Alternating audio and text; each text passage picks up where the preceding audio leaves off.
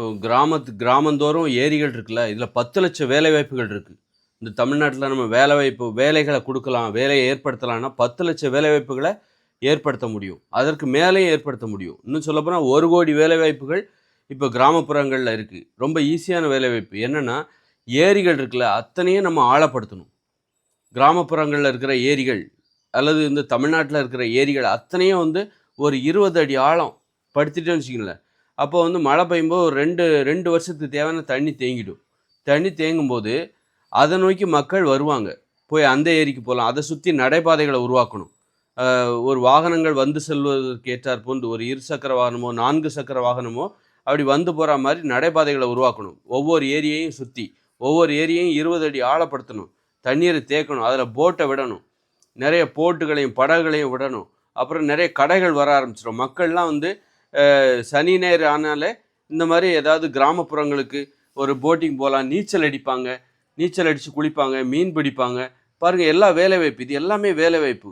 போட்டுகளை விட ஆரம்பிச்சிருவாங்க. அப்போ அதற்கு அந்த கிராமப்புறங்களை நோக்கி மக்கள் விடுமுறை தினங்களை கழிப்பதற்காக செல்வார்கள்.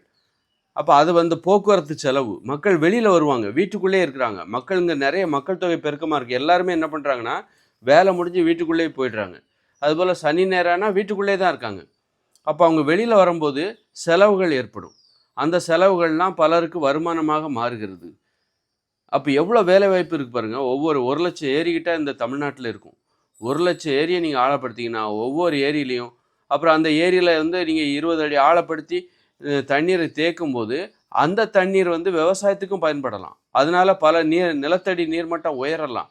அங்கேயும் விவசாய வாய்ப்புகள் இருக்குது. இதனால் விவசாய வேலை வாய்ப்புகள் இருக்குது. இப்படி கிராமப்புறங்கள்லேயே பார்த்தீங்கன்னா 10,00,000 வேலை வாய்ப்புகள் இந்த மாதிரி எளிதாக உருவாக்கிடலாம். ரொம்ப ஈஸியாக நாம் பண்ண வேண்டியது என்னது, அதை ஆழப்படுத்த வேண்டியது, 20 அடி ஆழப்படுத்த வேண்டியது.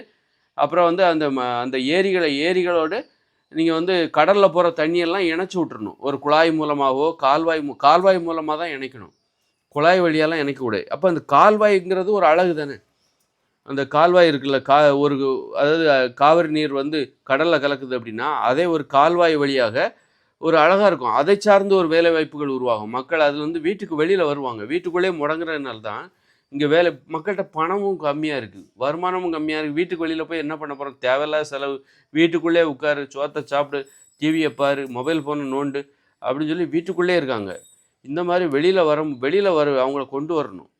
ஒரு வளமிகுந்த மாநிலமாக மாற்றும் போது கால்வாய்களை உருவாக்கி அந்த ஏரிகள்லாம் இருக்குல்ல, நாம் ஆழப்படுத்துகிற அந்த ஏரிகள் இருக்குல்ல, அந்த ஏரிகளோடு இணைத்து விட வேண்டும். எல்லா ஏரிகளையும் இணைத்து விட வேண்டும். ஒன்றோடு ஒன்று. ஒரு ஏரி நிரம்பிச்சுன்னா அது நிரம்பி அடுத்த ஏரியை நிரப்பணும். இந்த மாதிரி ஏரிகளை இணைத்து ஏரிகளை ஆழப்படுத்தி நீரை நிரப்பும் போது அதில் பல வேலைவாய்ப்புகள் இருக்குது. நீ மீன் பிடிக்கிறியோ அல்லது படகுல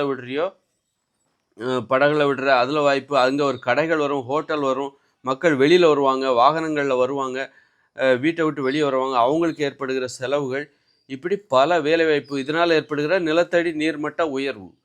அப்புறம் பக்கத்தில் இருக்கிற விவசாயம்லாம் ரொம்ப செழிக்கும். இப்படி ஒரு கோடி வேலைவாய்ப்புகளை இதிலே நம்ம பிடிச்சிடலாம். நம்ம வேலை இல்லைன்னு சொல்கிறது, அவங்களுக்கு ஏதாவது வேலை அதெல்லாம் அறியாமை தான், நம்முடைய சோம்பேறித்தனம். சிந்திக்காமல் வெறும் இந்த அரசியல்வாதிகள் பார்த்தா எங்கே கமிஷன் அடித்து நம்ம குடும்பத்தை முன்னேற்றலாம் அப்படிங்கிறதுலே தான் இவனு சிந்தனை ஃபுல்லாக இருக்குது.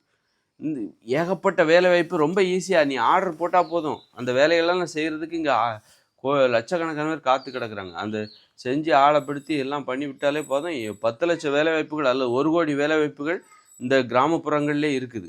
வெறும் நீர்நிலைகள் சார்ந்து, அதை சார்ந்து விவசாயம், அதை சார்ந்த நிலத்தடி நீர்மட்ட உயர்வு, ஒரு சுற்றுலா தலம், பொழுதுபோக்கு மையமாக ஒவ்வொரு கிராமத்தையும் சூப்பராக மாற்றலாம்.